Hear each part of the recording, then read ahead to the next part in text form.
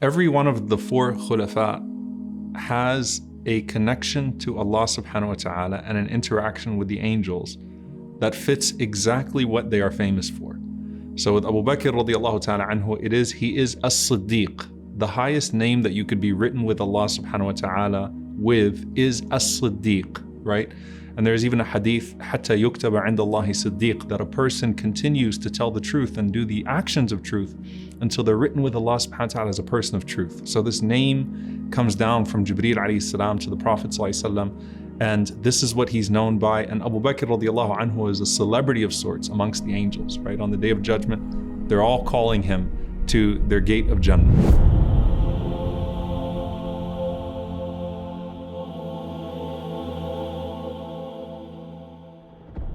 And Umar radiallahu ta'ala anhu is the one who's in touch with the truth, right? The one who, subhanAllah, is speaking to the angels and the angels speak through him in regards to his judgment, in regards to his perception, because the shayateen would be nowhere around him. And then Ali radiallahu anhu, right? Who is a man of courage, bravery, who is so courageous and so dedicated and relentless in his dedication that he would be blessed with Jibreel alayhi salam and Mikael alayhi salam next to him as he goes forth carrying the banner of Islam. Now with Uthman radiallahu ta'ala anhu, there is something very special about Uthman radiallahu ta'ala anhu, because usually we talk about the angels inspiring goodness in us, meaning the angels in our presence change our demeanor. In the case of Uthman radiallahu ta'ala anhu, this man reached such a level that he changed the demeanor of the angels, and that's not known with anybody else. And this goes back to a famous story with the Prophet ﷺ with Uthman radiallahu ta'ala anhu that Aisha radiallahu anha narrates, that the Prophet ﷺ was sitting at home, and as Abu Bakr radiallahu ta'ala anhu came to visit the Prophet ﷺ, he was reclined. And so his leg was a little bit exposed. The Prophet ﷺ was in a relaxed state. Abu Bakr radiallahu anhu came in, the house kind of stayed as it was. He sat with the Prophet ﷺ for some time. He asked the Prophet ﷺ when he had to ask him, and then he left. Umar radiallahu ta'ala anhu came in, as the order always is, and the same thing happened. The Prophet ﷺ remained in his place, and the house remained as it was, and Umar radiallahu anhu asked what he had to ask, and then he left when he got what he wanted. And then Uthman radiallahu anhu came. And Aisha radiallahu anha says the strangest thing happens, that the Prophet ﷺ suddenly starts to say, fix up the house, put the blanket here, and he sits up alayhi salatu wasalam and he fixes his garments. And Uthman radiallahu anhu comes in, and the Prophet ﷺ receives him in a very unique and special way. Now Aisha radiallahu anha is watching this, and when Uthman leaves, she says, I was very curious. We know the status of Abu Bakr. We know the status of Umar. Why did the Prophet ﷺ act this way with Uthman radiallahu ta'ala anhu? I asked the Prophet ﷺ, Ya Rasulullah, Abu Bakr came in, Umar came in. You didn't do what you did when Uthman came in. And the Prophet ﷺ said, Ala astahi mimman yastahi minhu al-malaika? Should I not be shy of someone whom the angels are shy from? Should I not be shy from someone whom the angels are shy from? Even the angels have haya around Uthman radiallahu ta'ala anhu. So subhanAllah, Uthman changes the demeanor of the Prophet ﷺ, the best of all creation, and he changes the demeanor of the angels by just being who he is. Now let's break this down, because most people have heard this hadith about Uthman radiallahu anhu, but there is wisdom to it. Number one, Uthman radiallahu anhu, we know, is Dhun Nurayn. He is the possessor of two lights.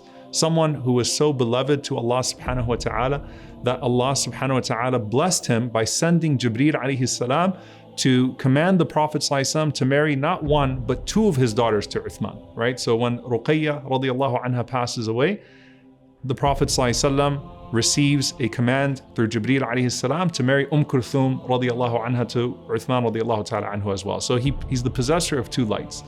But think about all the ahadith about what the angels praise a man for, and compare that to Uthman radiallahu anhu. Uthman is known for his lengthy recitation of the Quran, finishing an entire khatam in one rak'ah, right?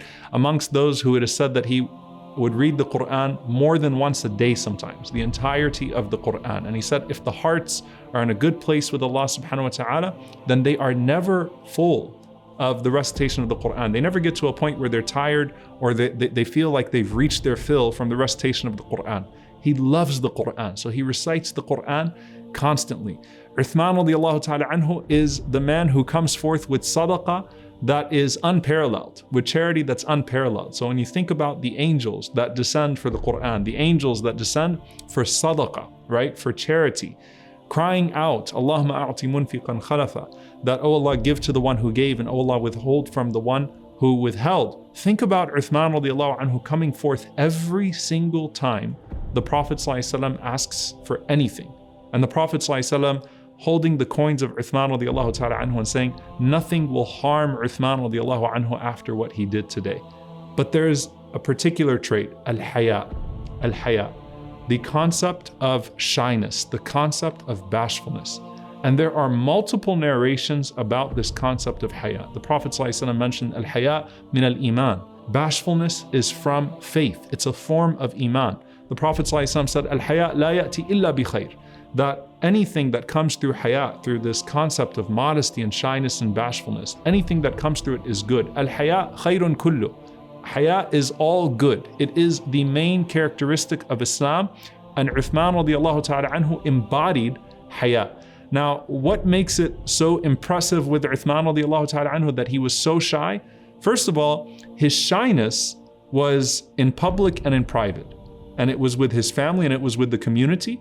And more than all of that, it was with Allah subhanahu wa ta'ala. He had a shyness to sin, a shyness to do anything that would be displeasing to Allah subhanahu wa ta'ala. He had this modesty, this humility, this shyness that he carried throughout every facet of life. But the thing that makes it even more impressive is that Uthman radiallahu ta'ala anhu had every reason to not be shy.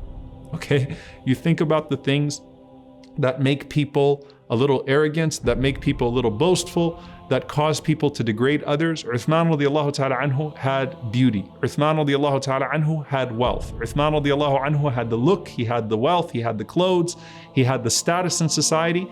And with all of that, Uthman radiallahu ta'ala anhu was the most humble and shy person that you would meet. And the ulama say, subhanAllah, the haya of the malaika with Uthman is not that they would be shy to be in his presence. No, it's that they longed for his presence, but that their demeanor changed in the presence of Uthman radiallahu ta'ala anhu. And they were shy in his presence, including Jibreel alayhi salam. And part of that was what?